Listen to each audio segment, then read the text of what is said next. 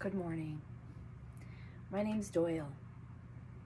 I practice vulnerability by singing healing songs at the emotional depth that they were meant to be expressed. And I do that on camera, and then I post the videos. Before I sing the song, I share a little bit about where I'm at on my spiritual journey. I guess spiritual, just whatever, evolutionary journey. Some people might get triggered by the word spiritual. The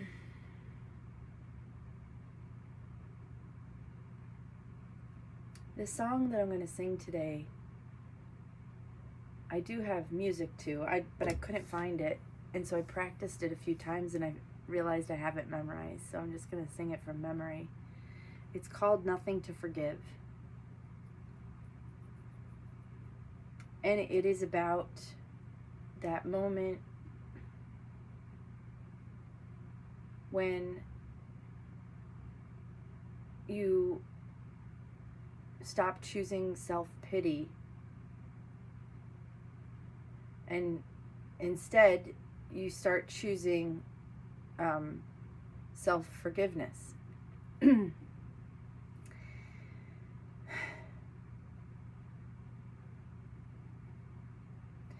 when you start choosing self-forgiveness, you realize there's nothing to forgive. You did the best you could with the information and knowledge and understanding and awareness that you had at that time. If you had known better, you would have done better. So they say that there's evil people that do know better and choose not to do better on purpose. Like they know that they're doing evil. And I believe that's true. Although I find it hard to fathom that. I think that anything's possible. And I think that we do live on a planet of duality, in a universe of duality. So I believe that the dark can get just as dark as the light, or absent of light. It can be 100% absent of light. Even though it doesn't exist, we make it real when we live here. Anyway, that was a little tangent I didn't expect to go off on.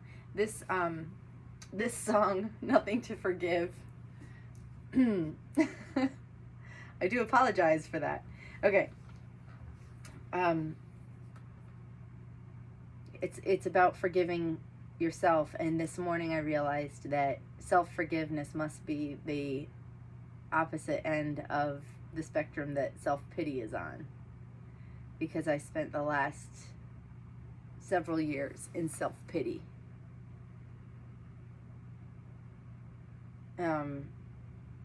I was fighting it, I was like masking it, fighting it. I was kind of aware of it, but I was like, putting all the guards up. I was like putting the sandbags up so the water didn't get through, so the self-pity didn't get through, even though it was like flooding me. And I was kind of just like ignoring that it was a big problem. And then something happened in my life that completely justified me having self-pity. And I couldn't hold it off anymore. It just came flooding in, just years and years of self-pity. And nobody could fault me because of what had happened. Everybody gave me a pass to have self-pity. And I lapped it up.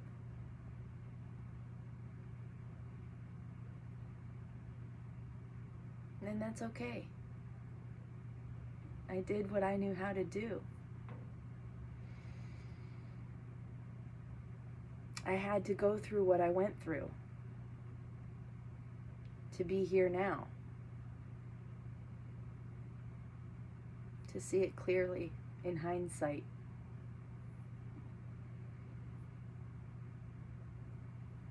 And all that self-pity, those years I spent in self-pity, we're not a waste. We're so quick to label it as bad. No. It brought with it an awareness of all the things I had been shutting out, running from, because self-pity gave me permission to think about those things. I never gave myself permission to think about them before because I knew they came with self-pity. Turns out I had to feel the self-pity to get through to the other side where the lesson could be learned. And here I am, learning the lesson. So anyway, I'm going to wrap this up by saying we need both. We need both good and bad, quote, bad. We need the self-pity just as much as we need the self-forgiveness. And wouldn't it be great if we could learn to do both at the same time? Wouldn't that be so time efficient and soul evolutionary efficient? That's what I'm learning right now, is how to acknowledge both. Like, yes, I'm feeling, I'm feeling the pressure to perform. This morning, okay, I'm going to back up a little bit. This morning, before I started the video, I had already had a very chaotic, bumpy morning. And it's Monday, and Mondays usually are chaotic and bumpy. So, it came with that same old, like, oh, things never change feeling, defeated feeling. And I didn't want to do a video. And so I went to Spirit asking, do I do a video in this state, in this mental, emotional state? I've been snowed in for like 10 days. Everyone has cabin fever. Everyone I talk to has cabin fever. It's freaking cold, and we're just over it by now. We're all just losing our minds. And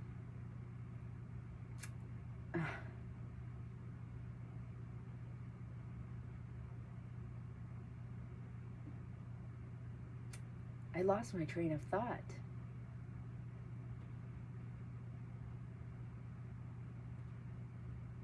I think I went too far off in a bunny trail there. And there's nobody here to remind me where I left off. It's just the camera recording me. So, anyway, this video might turn out to be a little bit squirrely because I also am suffering from cabin fever. And, that's what I was saying. And then I went to Spirit and I said, do I even do a video today? And Spirit reminded me how to find my center, how to choose peace, how to surrender to authenticity, and accept what is. And what is that I am feeling squirrely today. And I do have high anxiety today. And I am experiencing cabin fever. And that is messing with my mental state and my emotions. But guess what else? All those things can be true while I still remain committed to my purpose. And my purpose isn't to perform every morning for the YouTube. My purpose is to practice vulnerability in the way that Spirit has shown me. And so I choose to focus on my growth. And I choose to do what's been asked of me. And so I show up and I be as authentic as I can be. And I share what my heart feels led to share. Because I serve the world through songs and stories. And here is the song, Nothing to Forgive. I'll be using this nifty little thumb pick. I don't know if you guys can see.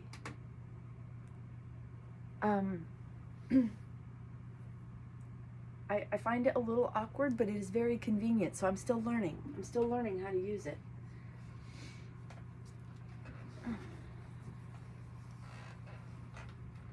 Okay.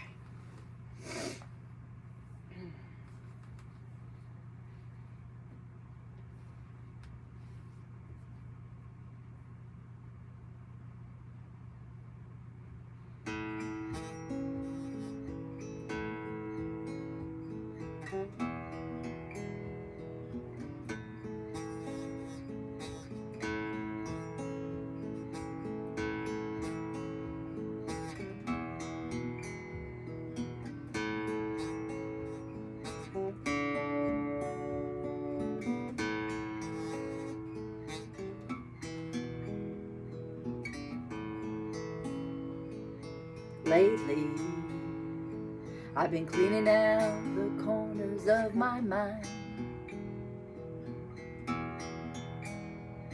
and strangely, there's a lot of shit in there that isn't mine. Like the guilt that you stashed in the back when you thought I would take the slack for your lack of regard, or the scars and the shame in the name of your love when you blamed the pain on the same one you harmed. That was me. And lately, I've been thinking about the things I could have done to make it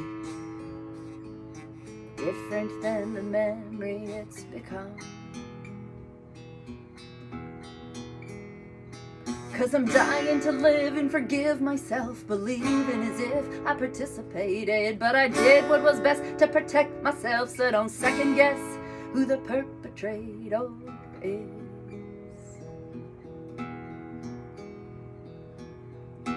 There is nothing to forgive. It wasn't me who made that choice. There is nothing to relive. I'm living now in grace and poise. Who says I'm not a diamond? Who says I've lost my shine? You could steal away my dreams, and it doesn't mean they aren't still mine. You could take away my normalness. What you'll always leave behind is the truth about my innocence, and that it's still mine. It's still mine. It's still mine.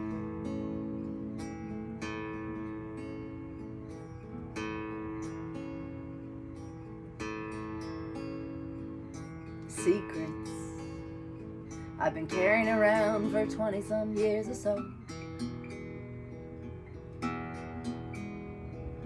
Keep me under the impression I had some sort of control. 'Cause if I look at those, they will show me the truth that I know is only more gruesome than if I had truly possessed the power I wish I had had in those moments of manipulation and fear.